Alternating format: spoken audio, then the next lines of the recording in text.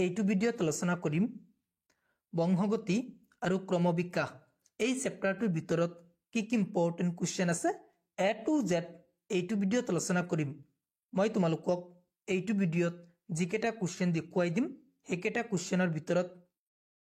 তোমালোক মেট্ৰিকত 100% শিওৰ কমন পাবা এতিয়া আমি চাই লও বংশগতি আৰু ক্ৰমবিকাশ এই চেপ্টাৰটোৰ ভিতৰত কি কি ইম্পৰ্টেন্ট কোৱেশ্চন আছে 143 নং পৃষ্ঠাৰ প্ৰশ্নলিৰ 2 নং কোৱেশ্চনটো most important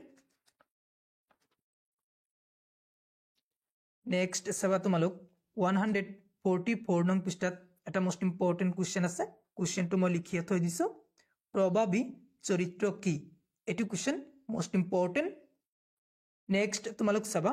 মেন্ডেলে যেতিয়া পৰীক্ষা নিৰীক্ষা কৰিছিল কোনটো গছৰ ওপৰত পৰীক্ষা নিৰীক্ষা কৰিছিল মটৰমা গছৰ ওপৰত পৰীক্ষা নিৰীক্ষা কৰিছিল সেই মটৰমা গছৰ ওপৰত এমসিকিউ কোৱেশ্চন এটা 100% শিওৰ ৰাখিবই মই তোমালোকক বংশগতি আৰু ক্ৰমবিকাশ চেপ্টাৰটোৰ পিডিএফ দি দিছো গ্ৰুপত যিবিলাক ষ্টুডেন্টে পোৱা নাই মোক কমেন্ট কৰি কবা মই তোমালোকক আকৌ দি দিম পাৰ্সনলি নহলে হোৱাটসএপত দি দিম মই এমসিকিউ কোৱেশ্চন বিলাক আগতে দি দিছো গ্ৰুপত যদি তোমালোক পোৱা নাই মোক কমেন্ট কৰি কবা মই তোমালোকক হোৱাটসএপ গ্ৰুপত দি দিম এতিয়া তোমালোক উলিয়াই লোৱা 147 নং পৃষ্ঠা 147 নং পৃষ্ঠাৰ প্ৰশ্নলিৰ 2 আৰু 4 এই দুটা কোৱেশ্চন most important next চাবা তোমালোক জিনীয় পতচ্যুত কি এটো কোৱেশ্চন most important next তোমালোক চাবা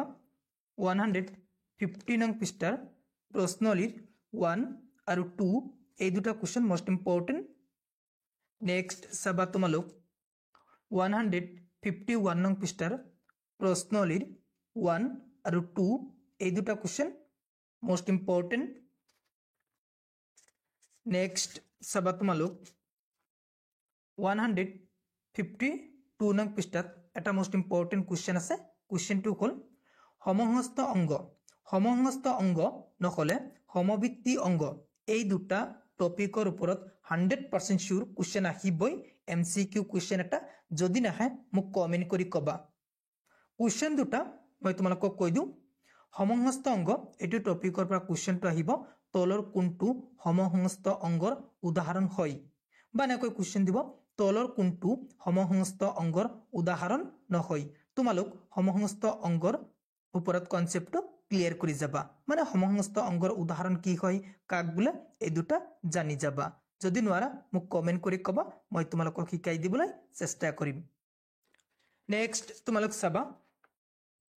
সমভিত্তি অংগ এটো টপিকৰ পৰা এটা এমসিকিউ কোৱেশ্চন আহিব 100% শিওৰ তোমালোকক কোৱেশ্চনটো এনেকৈ দিব তলৰ কোনটো সমভিত্তি অংগৰ উদাহৰণ হয় বা এনেকৈ কোৱেশ্চন দিব তলৰ কোনটো সমভিত্তি অংগৰ উদাহৰণ নহয় তোমালোক সমভিত্তি অংগৰ ওপৰত কনসেপ্টটো ক্লিয়াৰ কৰি যাবা মানে সমভিত্তি অংগ কাক বোলে আৰু উদাহৰণ দিয়া এটো কোৱেশ্চনটোৰ কনসেপ্ট ক্লিয়াৰ কৰি যাবা হৈ যাব নেক্সট তোমালোক উলিয়াই লোৱা 156 নং পৃষ্ঠা 156 নং পৃষ্ঠাৰ প্ৰশ্নলিৰ 2 আৰু 3 এই দুটা কোৱেশ্চন most important next চাবা 157 নং পৃষ্ঠা দুটা most important কোৱেশ্চন আছে প্ৰথম important কোৱেশ্চনটো হ'ল মানুহৰ আদিম প্ৰজাতিটোৰ নাম হ'ল চাইট অপচন থাকিব তেতিয়া তোমালোক মনত কৰিবা মানুহৰ আদিম প্ৰজাতিটোৰ নাম হ'ল কি হ'ব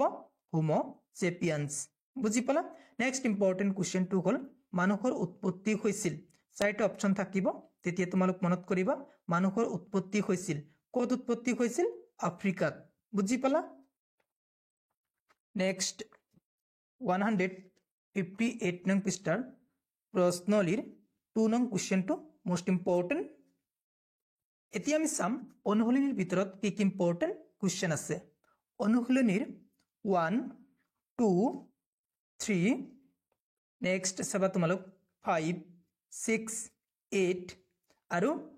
11 একেটা কোৱেশ্চন most important হৈ গল বংশগতি আৰু ক্ৰমবিকাশ এই চেপ্টাৰটোত থকা most important কোৱেশ্চন কেইটা মই তোমালোকক কৈ দিলো মই এইটো ভিডিঅ'ত যিকেইটা কুৱেশ্যন দেখুৱাই দিলোঁ সেইকেইটা কুৱেশ্যন তোমালোক ভালকৈ পঢ়ি যাবা এইকেইটা কুৱেশ্যনৰ ভিতৰত তোমালোক 100% শিওৰ কমন পাবা তোমালোকৰ যদি MCQ কুৱেশ্যন লাগে বংশগতি আৰু ক্ৰমবিকাশ এই চেপ্টাৰটোৰ তেনেহলে মোক কমেন্ট কৰি কবা মই তোমালোকক WhatsApp গ্ৰুপত আকৌ দি দিম মই এবাৰ দিছো যদি তোমালোক পোৱা নাই মই আকৌ এবাৰ দি দিম বংশগতি আৰু ক্ৰমবিকাশ চেপ্টাৰটো থকা মোষ্ট ইম্পৰ্টেন্ট MCQ কুৱেশ্যন কেইটা মই এটা PDF বনাইছো এইটো PDF ৰ পৰা 100% শিওৰ কমন পৰিবই তোমালোক মোক এক্সাম দি কবা কিমান পাৰ্চেন্ট কমন পৰিছে যদি তুমি মোৰ চেনেলত প্ৰথমবাৰৰ হোৱা মোৰ চেনেলটো সাবস্ক্ৰাইব কৰিবা thank you watching the video